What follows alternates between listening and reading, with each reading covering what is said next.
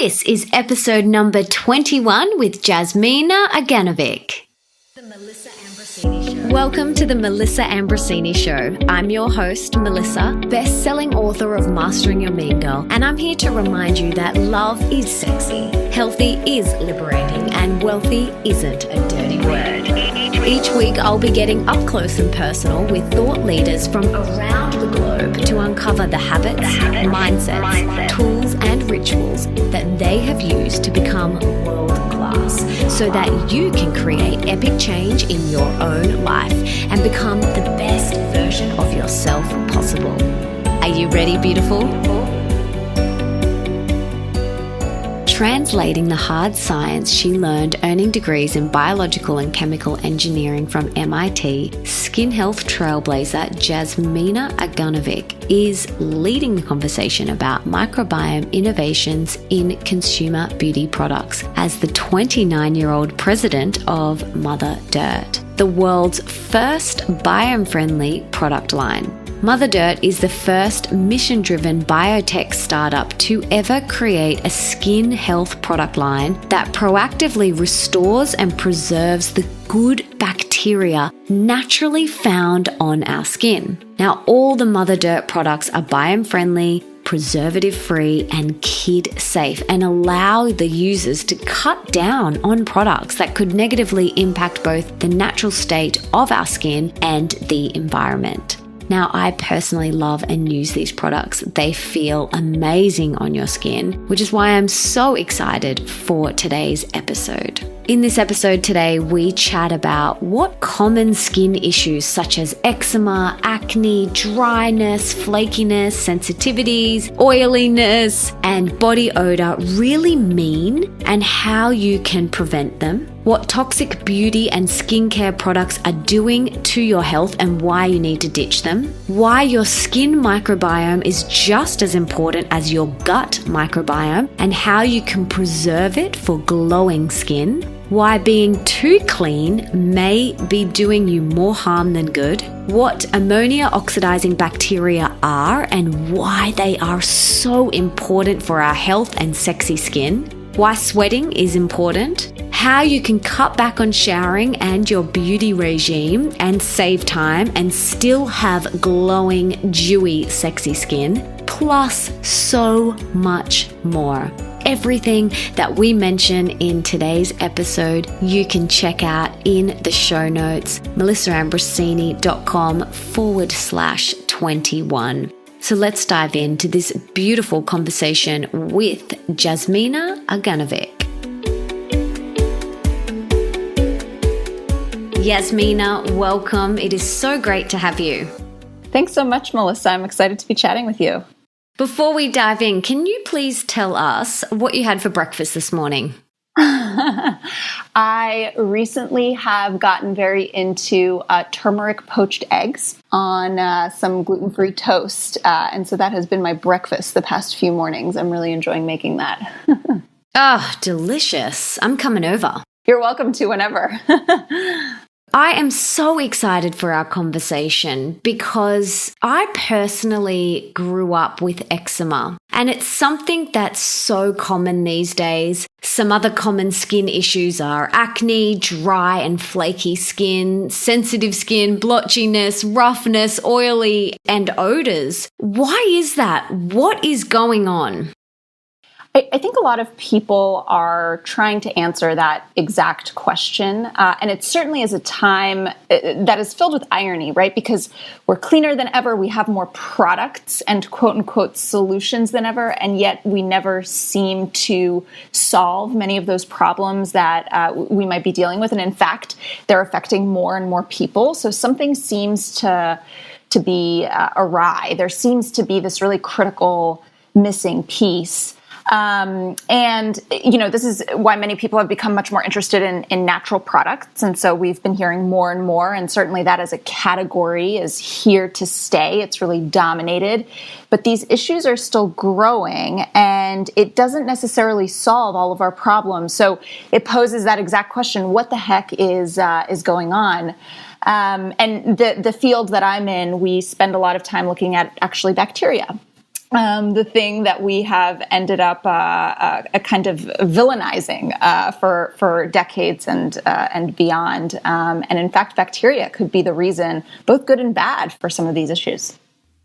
Okay. So you mentioned we are cleaner than ever. I know a lot of people who use those highly toxic sanitary gels and wipes and sprays and all of those products. So what are they actually doing to our skin and to our bacteria? Yeah, so hand sanitizers and anything that is labeled as antibacterial has become increasingly popular because, we hate germs, we hate bacteria, and bacteria is disgusting, and it's what makes us sick. But in fact, we're learning that the bacteria that, cause these issues that we're concerned of is actually the very, very, very small minority of all of the other microorganisms that exist in, on, and around us. And in fact, many of them, we don't even know what they do yet. And several of them seem to actually play a beneficial role.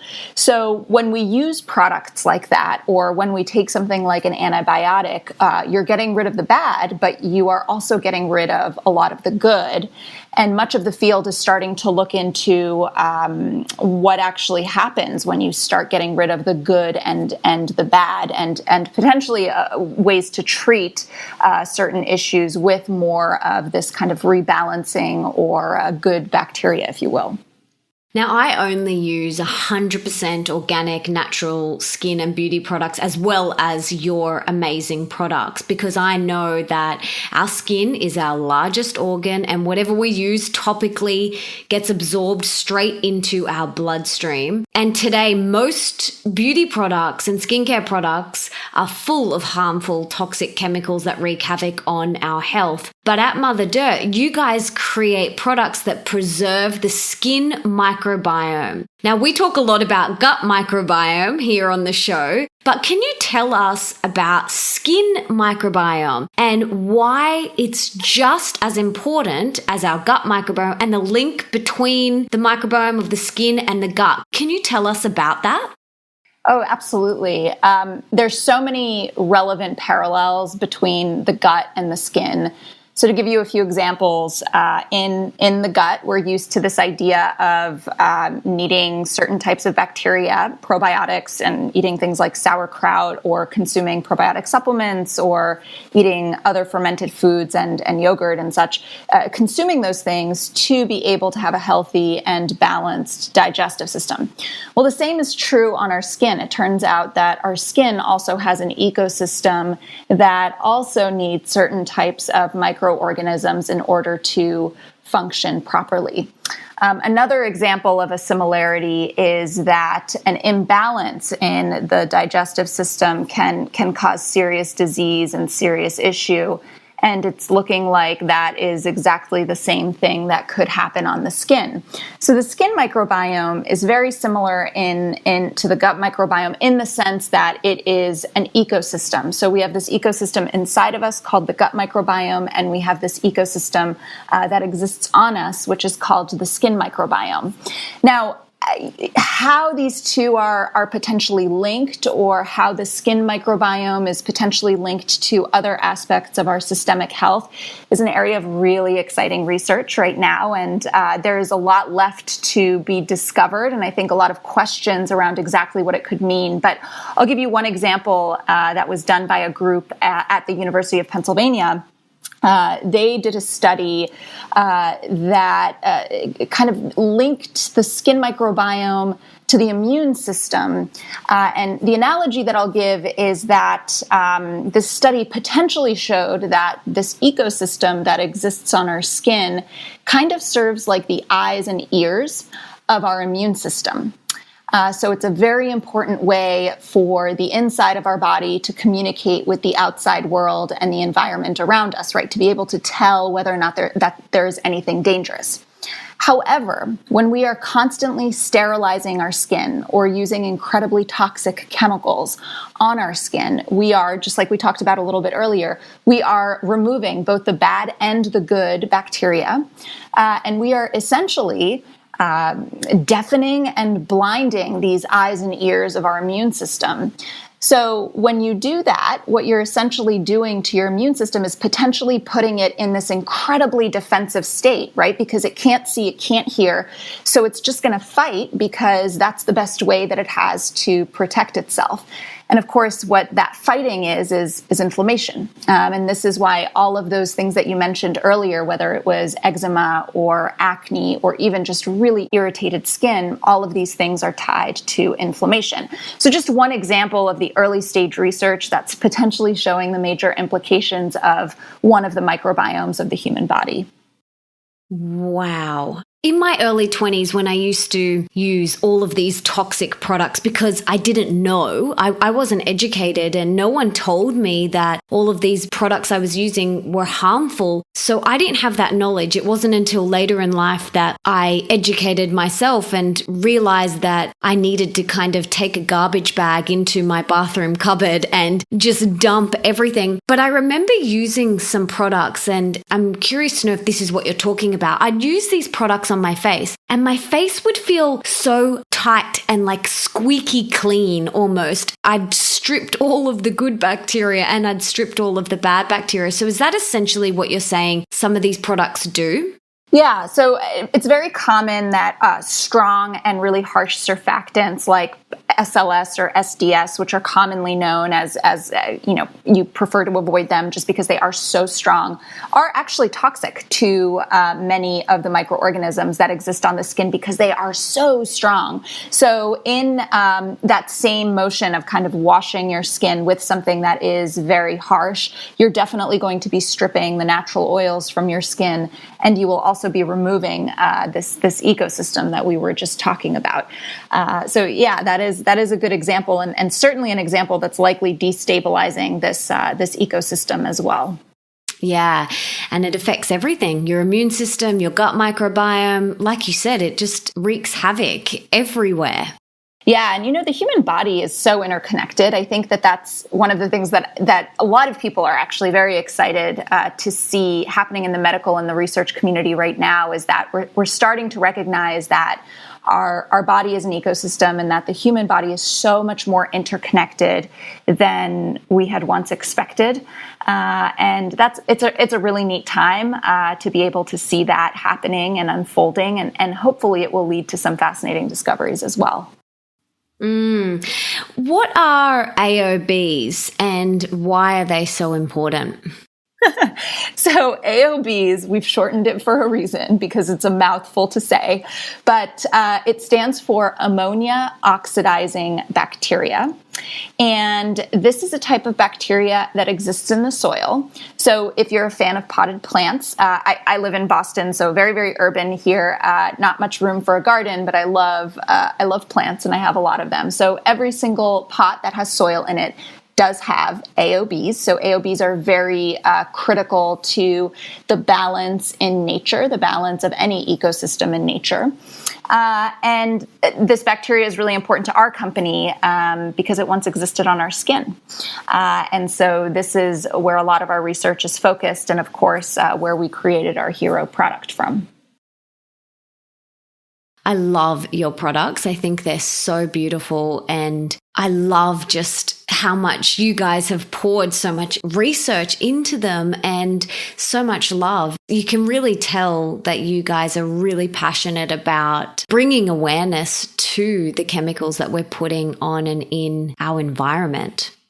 Oh, thanks so much. That really means a lot. We have a good team, and we're having a really good time doing what we're doing. So thank you. I hear a lot of people, they're quite skeptical about natural products and they're a bit scared to try them because they've been using these conventional products, whether it's skincare or hair care, for so many years, and they know that it performs how they want it to perform, and they're scared to try something else because they think, oh, it might not perform. But how important is it? Like, really, how important is it that we are really mindful of what we're putting on our bodies? Very. So many people might be a little bit skeptical. And I think that that's because when this category, this whole natural and organics category started to evolve, there was a lot of progress that needed to be made on the chemistry side in order to make these products pleasant to use, feel luxurious, feel sophisticated. And then, of course, at the end of the day, they needed to be efficacious too.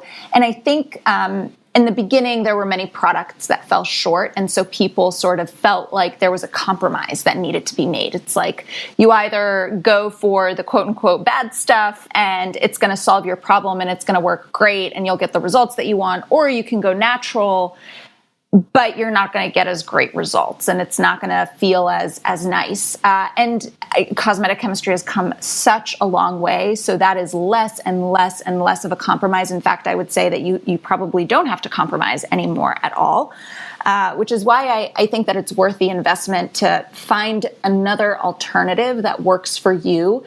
And you don't have to completely overhaul your routine in the same day. If anything, you should always kind of start slow. So choose one thing, and it could even just be small. Find something that really works, and then the next month or 2 months from now, find something else.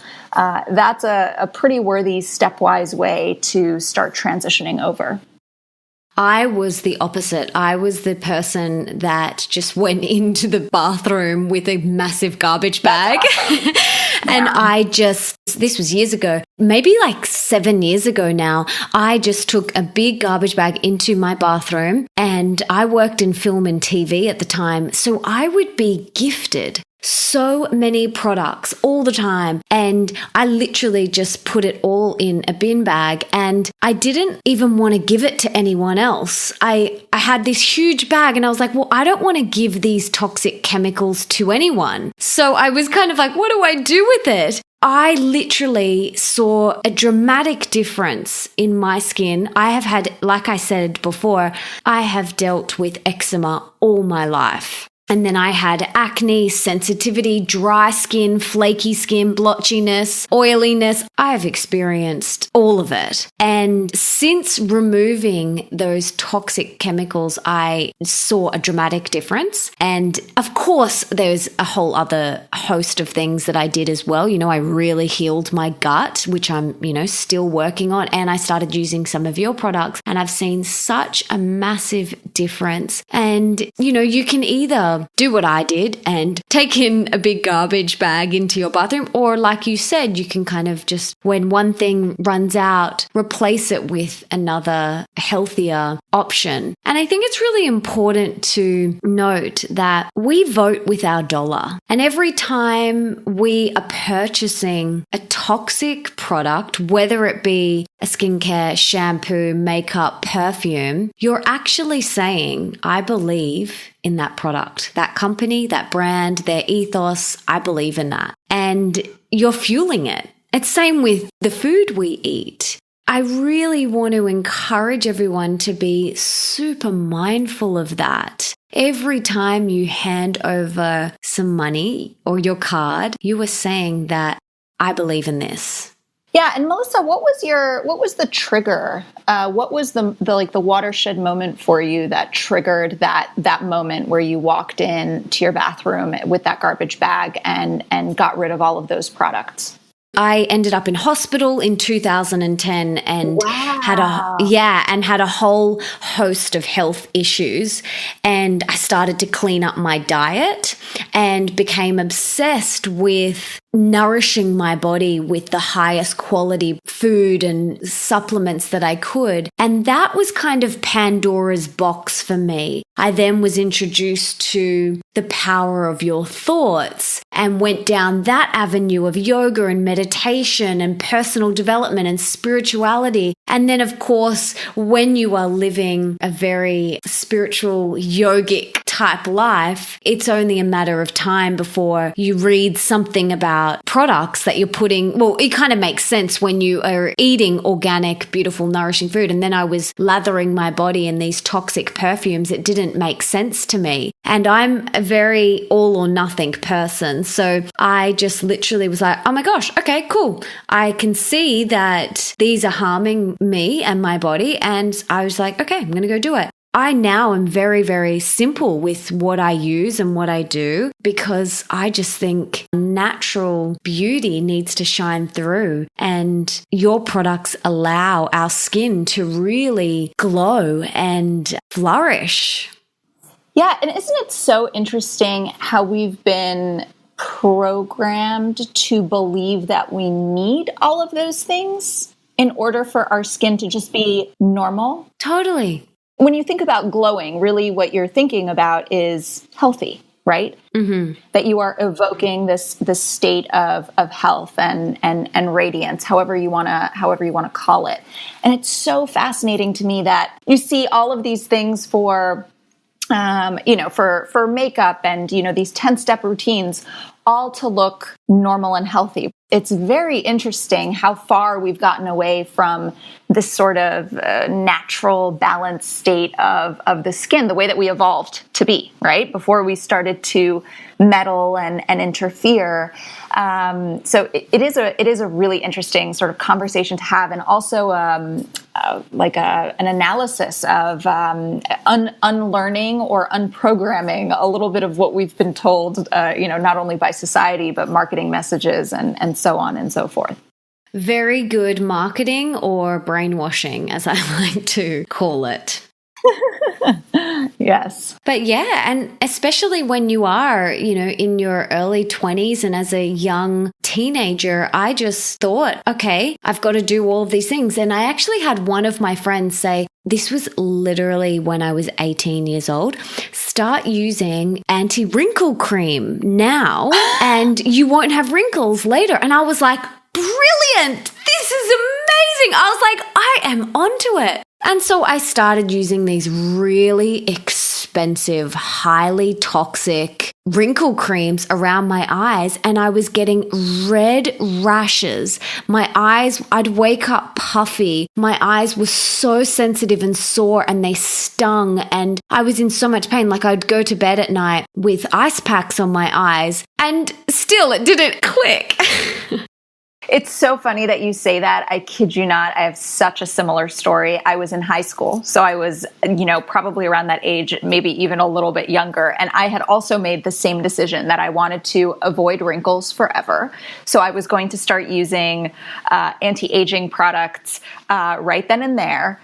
And that day I decided, and I went to the store and I bought a product that had some sort of over-the-counter version of retinol, and I started using it around my eyes. And same thing happened. It got red, it got really parched, really dry. I ended up having to go to the doctor, and the doctor looked at me like I was crazy. Like, what are you doing? You're a teenager. Why are you using this product? I mean, it was absurd, but you were in that mental space at that time, and that in some way, shape, or form, you believed that was what you needed to do. It's very interesting. Is that where your journey started? Kind of. While I was a teenager, I also struggled with really bad skin, and that made me interested in the products that I was using. Ironically, my skin was fine, and I never thought about cleansing my skin. I just would use plain water, and my skin was totally fine. And then I found out that my friends were using these fancy cleansers, and so I started playing around with all of these cleansers, and that I didn't really need. And fast forward a year, and I started getting really bad acne, and that ended up being something that I struggled with for several years and did I mean, you name it, everything from antibiotics to peels to all sorts of things, over-the-counter, DIY, I tried it. But, as terrible as that journey is, I think people who really struggle with skin-related issues, especially if it takes place on your face, it can definitely have a big impact on your self-esteem and your outlook and all of those things, which at the fragile time of being a teenager is definitely really tough. But at that time, if you were to look at it as, a blessing in disguise or however you want to call it, I tend to be an optimist by nature. So, it did pique this curiosity of, what am I putting on my skin? What could be causing this? And I started looking at all of the ingredients and learning about what new innovation was coming out. And I ended up cultivating this very organic interest in cosmetic chemistry and products and this industry that I think is endlessly creative and fascinating.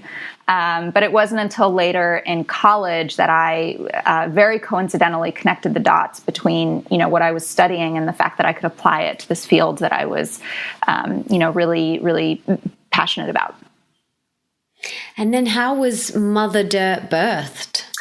Yeah, it's a very interesting story. So my colleague, David Whitlock, he is a chemical engineer from MIT as well.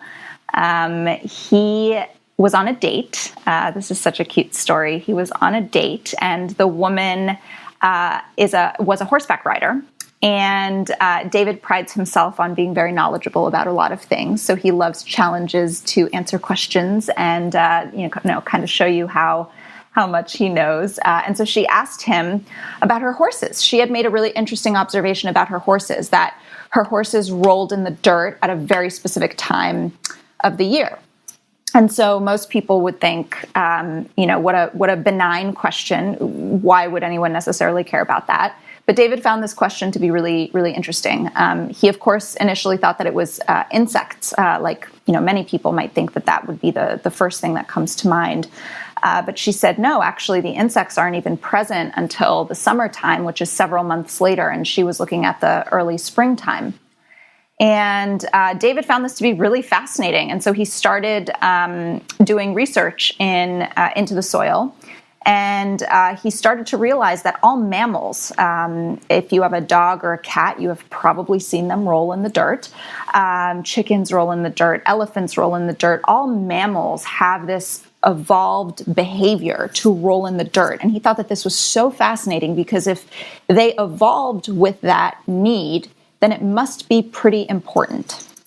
So fast forward, David was looking for connections between the soil and mammalian skin. And he came across this bacteria, the ammonia oxidizing bacteria that we were talking about before. So David wanted to form a company to research this bacteria. And so the company was formed as a biotech.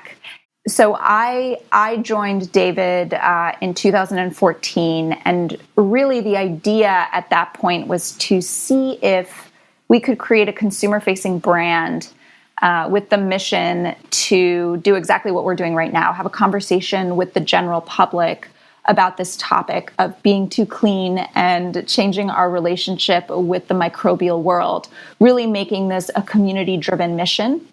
Much more so than it ever really was about the product specifically. It was definitely about having the conversation first and using the product as a really neat vehicle for people to engage and interact with us. So I joined in 2014 and essentially spent that first year building the brand, figuring out how we were going to manufacture this product. This live bacteria being put in a bottle is no easy feat. And then Mother Dirt launched officially in July of 2015. So it's been almost 2 years. Wow. And so you have 4 products and a few of them have to be refrigerated and you have to get rid of them after a month because once they're opened, they are live bacteria. So just like probiotics that you buy at the health food store and you keep in the fridge, this is because inside the bottles, they are living organisms and they are alive. Is that correct? That is right. So our AO Plus Mist, the product that this all started with, that contains that bacteria, the AOB, which we call the peacekeeper bacteria, by the way, because of the role that it plays in nature and also on the skin. That is in that bottle. So it is the first, I believe, living product. Definitely the only product with ammonia oxidizing bacteria in it. But yeah, it is very living. And you spray that directly on your skin. That's right. So the bacteria, this is creepy, but I think it is so cool. And I think most people find it cool as well. They feed off of your sweat. So the more you sweat, the better they do. I don't know how many people are familiar with what our sweat is comprised of, but it's mostly water, and then some parts of it are ammonia and urea, and these are the things that are irritating to our skin. It's the whole reason, actually, we're told to wash our skin. It's because if these things sit on the skin surface for too long, the pH of the skin will rise and the skin can get very irritated. So a good example of what might happen is a diaper rash. So the baby's bum gets really sweaty under the diaper, and there's all sorts of other stuff that happens. But basically, if you don't change the diaper, even if there's no mess that happens in there, the baby will get a diaper rash. And this is very much so driven by just the bum getting very sweaty. So the bacteria feed off of that sweat and they convert it back into good things for your skin. So they are these little living machines that are on the surface of your skin 24/7 doing this job, taking the bad and converting it back into the good. It's kind of like an interesting recycling process. Now, I'm curious to know, I'm not a big sweater. I'm not one of those people that drip. I almost envy those people, because let me tell you why. I go to the gym, right? And there's girls next to me and they're dripping with sweat. And I'm like completely dry. And I think people must think I do nothing. Like they think I must be slacking off and doing no work. But why are some people sweatier than others? And can you tell us about odors? Because you guys say that if you think you don't sweat enough, think again. Tell us about the difference, why some people sweat more than others, and are we meant to be smelly? And are we meant to sweat profusely? Yeah, great question. I don't know that people know the answer about why certain people sweat more than others. I wouldn't be surprised if a component of it is genetic. I wouldn't be surprised if a component of it is potentially even dietary.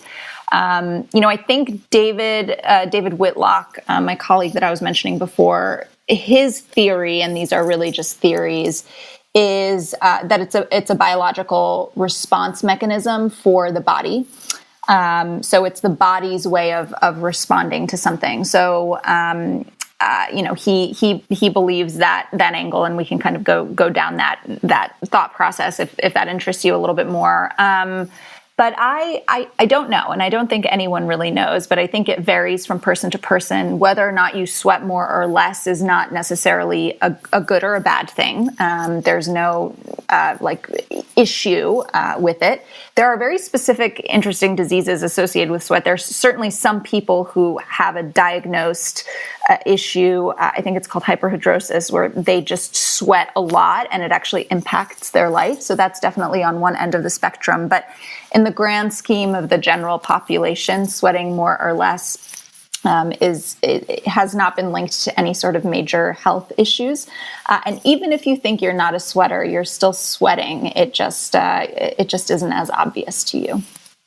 Now, you guys say that once you've used your products for a while, you can actually reduce the amount of showers or incorporate a no soap or a reduced soap hygiene routine. Why is that? And I'd like to know, how often do you personally shower? Yeah.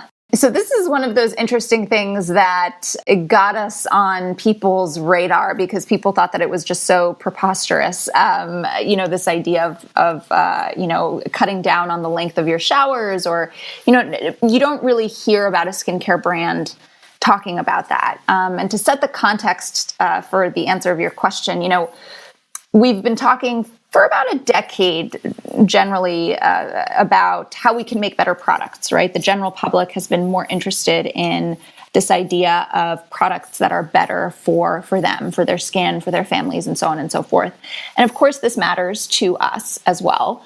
But we are having a slightly different conversation. We are asking the question, why are we using so many products to begin with? And this idea that we have cultivated these incredibly rigorous hygiene routines is something that we want to question and just raise our hand and say, hey, is this actually the best way to be healthy? Is it actually even necessary? So I'll start with little kids and answering your question. So certainly there are days where little kids get filthy. I mean, they play outside and they are all muddy and dirty, which, by the way, is great if they're playing outside and they get that dirty. However, the sad truth of most kids these days is that they don't spend that much time outdoors. And not only that, but they don't actually get that filthy. So a kid goes from the home to, the car seat in the car, to school, where they're there pretty much all day and they don't spend time really outdoors anymore, back into the car, in the car seat, and then back home. And then at the end of every single day, the parents will lather the kid up head to toe. It's not really necessary, right, is the question. Probably plain water will be plenty in that scenario, especially because the child probably did not get that dirty throughout the day. Hand hygiene is different. We always want to make sure that we're washing our hands and using good soap to be able to do that. But this idea of applying rigorous hygiene routines to the entirety of our body, every square inch of our skin, should be questioned, should be paused on a little bit. I personally shower every single day unless I'm feeling really lazy. And I think we all have those moments, right? But generally, I tend to shower every single day. People at our company shower regularly, but definitely the biggest shift that people notice is maybe they don't take as long of showers. So because their routine is not as elaborate in the shower, they can cut down on the time that they're there. People are able to shampoo their hair less. And in general, reduce the number of products that they're using. So going back to that original question at the beginning, we are asking the question, why are we using so many products to begin with? And the fact that by using something like the mist, you can cut out, from the studies that we've done, about 2.5 products from your routine. For some people, that's deodorant. For others, that's moisturizer. That's a big deal. You're cutting out certain chemicals in your day-to-day. I think every new product that you add, you're adding an additional 13 to 15 chemicals a day to your routine. So that's the angle of benefits that our users see. And of course, there are extreme cases of, people who are hiking and they're not going to have access to showers, or something more serious like individuals who are bedridden and, taking showers or taking a bath is dangerous for them and not immediately accessible. And those are individuals who have also enjoyed using the mist for that specific case. Growing up, I remember lathering my body in those bubbly, soapy suds, every inch of my body. And now I have a stepson who is 11, and we say pits and bits. And so he gets in the shower and he puts a tiny bit of soap, literally, and this is, a tiny, tiny amount, like very, very small. And he does pits and bits, and I say it quite quickly, and I want him in and out of the shower. We try and time it to like 1 or 2 minutes. And I'm like, get in, out, just do pits and bits and jump out. And that's how I shower too. And we almost like make it a little competition who can be the quickest. Not only, not only are you saving on the products, you're saving on water, but if you're showering we have a whole filter on our entire house, but a lot of places don't. And there's chlorine and fluoride and all sorts of nasty chemicals in the water in some areas, and it's going straight onto your skin. Sometimes if I'm in a hotel and there's no filter and you can smell the chlorine in the water and it's disgusting. So, I personally shower once a day. I also live right on the beach. So sometimes that's my shower. I get in the ocean, and on the school holidays, Leo, will say to me, do you realize I haven't showered in about 5 days? And I'm like, some people must think I am like the worst stepmom ever for not making him shower. But he has dealt as well. He was cesarean born and had a whole host of health issues from eczema and asthma and ear infections and things like that from a very young age. And since I have implemented shorter showers and only one a day and just him doing pits and bits, many years ago when I first came into his life, he was lathering it all over his body, like lathering soap. And so I was like, okay, we're going to try something else and we're going to swap soaps and we're going to do this. His eczema has completely cleared up. And he used to have it all down the backs of his legs and down his arms, the little darling. And it was red raw and would bleed because he would scratch it. He has been eczema free now for about 1.5 years. I swear it's from, doing all these different things. I'm curious to know your perspective on the ocean and the natural biome in nature, specifically in the ocean, because when I get out of the ocean, my skin feels amazing. So what's going on there? It's so interesting you say this, first of all, because ammonia oxidizing bacteria, the reason it once existed on our skin is because we human beings were much more immersed in the natural environment than we are today as modern human beings. We were walking barefoot. We were swimming in lakes, rivers, streams, oceans, and we were constantly inoculating ourselves with this bacteria. But over the course of the last 50 to 100 years, we are spending less and less time outdoors. And on top of that, we've introduced all of these exogenous products into our day-to-day. And we've removed this bacteria, and obviously we've affected our skin microbiome. But it's no wonder spending time outside, or you taking a swim in the ocean and you feel great, is not surprising at all. Is really not. In fact, there's a well-known barber here in Boston.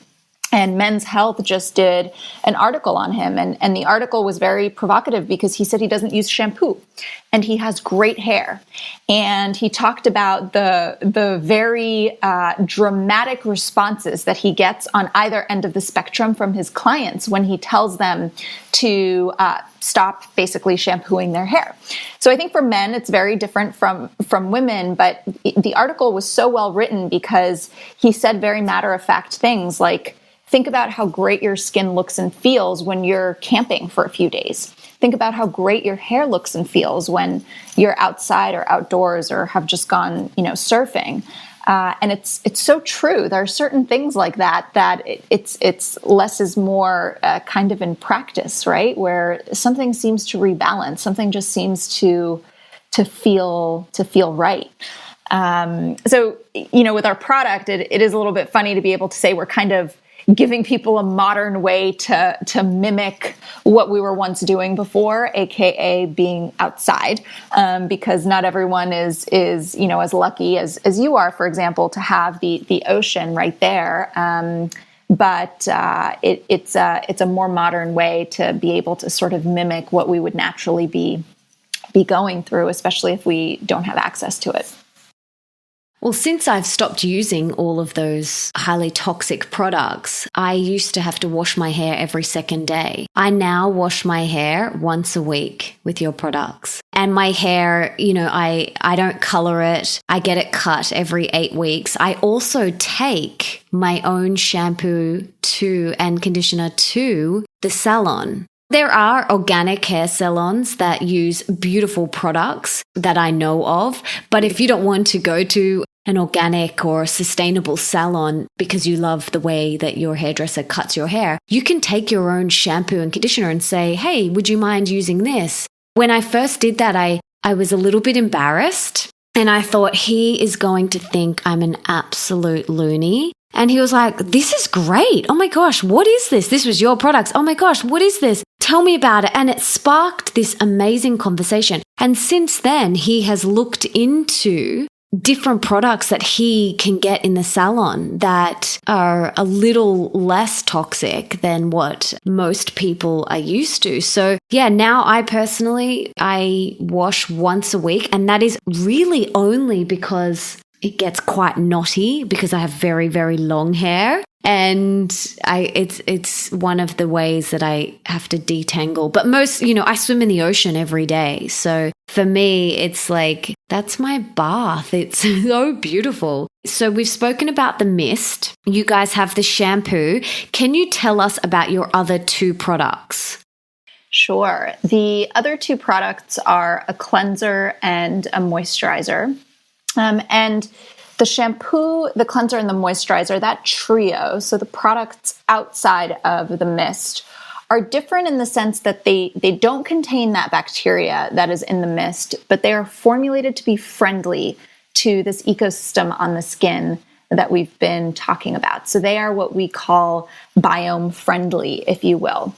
And they're not products that you have to use in order to see results with the mist. In fact, we tell everyone that if you're just going to choose one, choose the mist. We're not telling you to, take some sort of 4-step process. Just if you're going to choose one thing, just go for the mist. If you find that you want to start making swaps in the rest of your routine, this is really what those products are there for. If you want to start switching things out. Going along with the less is more philosophy, our cleanser is actually something you can use on both your face and body. So going along with the idea of just using soap on areas that you need it and not necessarily lathering up head to toe. And then the moisturizer is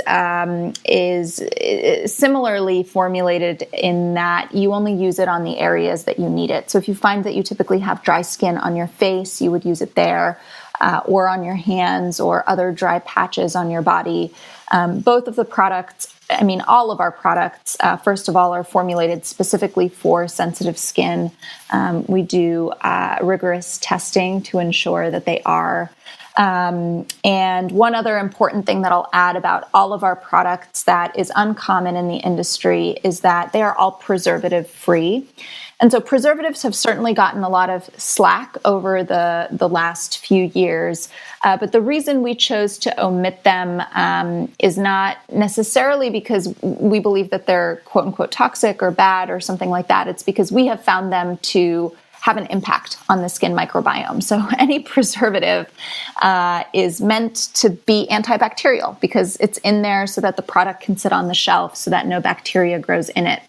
But if you think about the effect of slathering and lathering several products, all of which have preservatives on your skin multiple times a day over the course of several years, that is going to have a pretty significant effect, if not immediately after a period of time. And so we don't formulate any of our products with preservatives because preservatives, as far as we know, are not biome friendly. So our cleanser, our shampoo, and our moisturizer all come with a shelf life after you start using the product.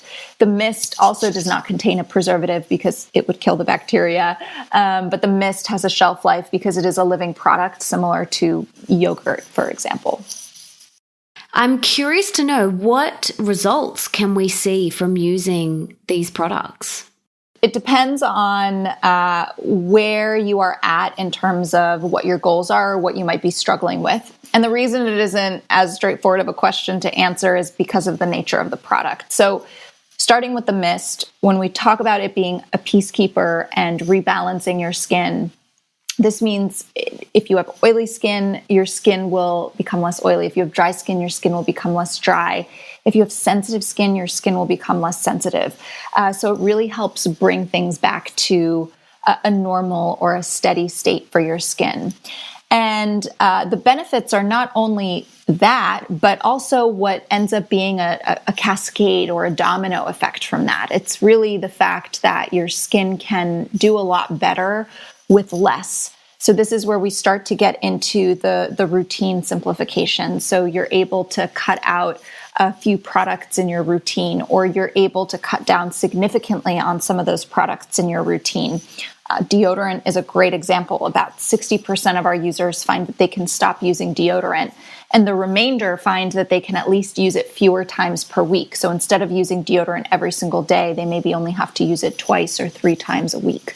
So those are really the results that come along with using the mist and kind of adopting this idea of a biome-friendly routine. Again, personally, I don't use deodorant anymore. I don't feel I need to. I have a couple of really great, natural, organic, amazing ones that if I feel like, I'd like to pop something on, I have access to that. But on a day-to-day basis, I don't wear it. And, that used to be taboo. I think like 5-6 years ago, people would have thought that was, like they would have been shocked or disgusted by it. And more, there's this kind of closet community of people coming out and saying, I don't wear deodorant because I don't need it. And there's this crazy statistic. It's something like 80% of people don't actually need to wear deodorant, but they do anyway. And it's because we've been so programmed to need it. And you were telling a story earlier about, is it Leo, who's your son? Mm-hmm. So about how he said, "Oh, did you know I haven't showered in 5 days?" Right. And you had no idea. So I remembered this really funny video we were filming, and it was a husband and wife couple, and we were asking them about their personal care routines. And so the wife, as far as women go, actually had a pretty simple routine. She was already really smart about the things that she had cut out and what she was using, but there was certainly a list of products there. And her husband, who, looked very polished, very put together, you could definitely say that he you would have expected him to have a much more cultivated routine than he actually did, was very open about the fact that he doesn't use shampoo, actually rarely uses soap, never uses deodorant, and his wife had no idea. It was so funny how she started looking at him. She was like, "I had no idea you didn't use soap." And they had this conversation on camera about, she was quizzing him, and it's incredible. They share the same bathroom, they live in the same home, and they had just never discussed their soap using routines, and she was blown away by the fact that her own husband just doesn't really use soap unless he feels like he needs to. It was so amazing and very entertaining seeing that unfold. But your story reminded me of that because, very often we don't need to do as much as we think we do in order to just maintain and be clean. I absolutely agree. I would love to know, what is one book that you would put in every single high school around the world, and why? That's a good question. I'm sure if I thought more, I would have a lot to say about it. But the first book that comes to mind is, it's called The Dirt on Clean. And it is a really fascinating anthropological study on our relationship with cleanliness. It's so interesting, and how tied cleanliness has been at different points in time in history to religion, and how that's impacted modern perceptions and pop culture references to cleanliness. It's a really fascinating read, and I think it did for me make me look at how we view what clean is a little bit differently. It's a really fascinating read, and that would probably be the first one that I would put on that sort of list. Thank you. I'll check that out. I would love to hear your daily routine. Are you at the point now where you just use the mist? I would love to know your morning routine and how you prime yourself for the day. Sure. Well, let's talk about what my routine was like before, because I think that transition is really interesting. Before I was, I don't want to make stereotypes, but I was probably more along the conventional side of like a skincare beauty user. Of course, I was always very mindful of what I was using and the ingredients, but I definitely had a well-cultivated routine that was comprised of multiple steps.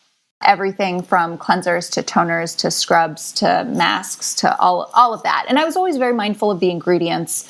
and what I was using. But definitely I felt like this was an intensive routine to maintain what I, at the time, believed was balanced skin. However, fast forward to today, I just use the Mother Dirt cleanser to wash my face in the morning. I spray my face with mist. I apply our moisturizer. On days that it's sunny, I definitely use SPF. So I absolutely need to use SPF, especially because I grew up in Florida. And then I just have some concealer under my eyes and mascara, and I'm good to go. And that's like a 10-minute routine for me in the mornings, which is much different than what it was like before. And in the evenings, it's essentially the same thing, washing my face with the cleanser, spraying with the mist, and applying our moisturizer. And that's it. I'm pretty done. And I've become so spoiled with that simplicity because now when I travel, I don't need to take a ton of product. Everything fits really neatly in my carry-on. It's nice to not be able to block out that time in the morning or in the evening to go through a multi-step routine. The transition for me was also very simple. I mean, very similar to you, I went all in because I was so fascinated by what was going on, and I just dove right in. Basically stopped using all of the things that I was using before. We didn't have a moisturizer at the time. We hadn't formulated it, and I was just using the mist.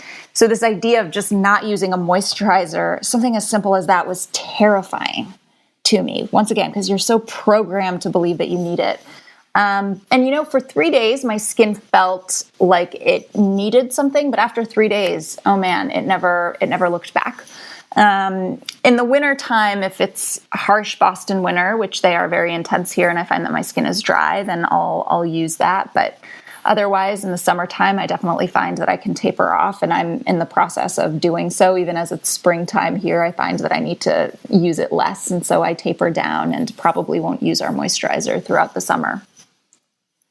I was recently on a speaking event and got to my hotel, and one of the other girls came into my room and as I was unpacking, and she looked at my suitcase and she's like, "Where's your stuff?" And I said, "Well, what stuff?" And she's like, "Where's all your toiletries?" And I unzipped this tiny little pouch of, 3 products, and she just was flabbergasted. She was like, "Well, I don't understand. Like, don't you use all of these things?" And I was explaining to her, I said, I used to be that person that needed a whole extra suitcase just for their beauty products.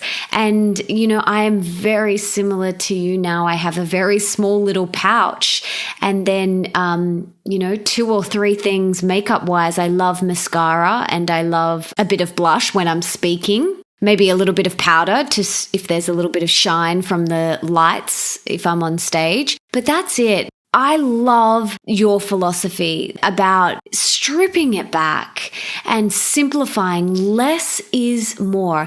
And not only will your skin thank you for it, but also your bank balance. That's what it's all about. Coming back to being really mindful about where you're spending your money, what you're spending your money on, and is it serving you, your health, and your higher self? Before we wrap up, I just wanted to say thank you so much for doing the work that you do and for coming from a place of wanting to educate first. I love how passionate you guys at Mother Dirt are about educating people on the importance of simplicity, stripping it back, going back to how nature intended it to be. And I'm just so grateful that my husband and I stumbled across your products, and just for all the work and educating that you're doing. So thank you so much. Oh, thanks so much, Melissa. Well, we're likewise really thrilled. We'd already mentioned it before as we were chatting, but this is the most important part of what we do. As important as our products are, we believe that the conversation is is really the most important and most powerful thing because it is a big shift in public health. And that makes us very excited and it makes us very inspired. And so, that's to say that these conversations are so meaningful to us. So thank you for the time and support in all of that. Oh, pleasure. I can't wait to see what you guys come up with next. I'm very excited. We are too. And I'm sure that we'll stay in touch and we will absolutely keep you posted. Please do. Thank you so much. Thanks, Melissa. So fascinating. I'm going to try and only shower once a week and see how smelly I get. Just kidding. No, seriously though. After this episode, go into your bathroom and pick up every single thing you use and read the ingredients list. If you don't know what something is, you can download the Think Dirty app, which is the easiest way to learn about the potentially toxic ingredients in your cosmetics and personal care products. All you have to do is scan the product barcode and Think Dirty will give you easy to understand information on the product and its ingredients. It is awesome. So go and do that. Check it out. Let me know how you go. And please subscribe and leave me a 5-star review if you liked today's episode, because that means we can inspire more people together and I can get on more epic humans, which I know you want. And don't forget to tell me on Twitter who you would like me to interview and make sure you tag me at Mel_Ambrosini and the person you want me to interview using the hashtag The Melissa Ambrosini Show. And for everything that we mentioned in the podcast today, you can check out in the show notes www.melissaambrosini.com/21. You can also check out all my other episodes there too. Thank you so much, beautiful angel, for being here, for wanting to be the best version of yourself, and for being curious about your skin and what you use. You seriously rock and inspire me so much. Now, if there is someone in your life that you can think of would really benefit from this episode, please share it with them right now. And until next time, don't forget that love is sexy, healthy is liberating, and wealthy isn't a dirty word.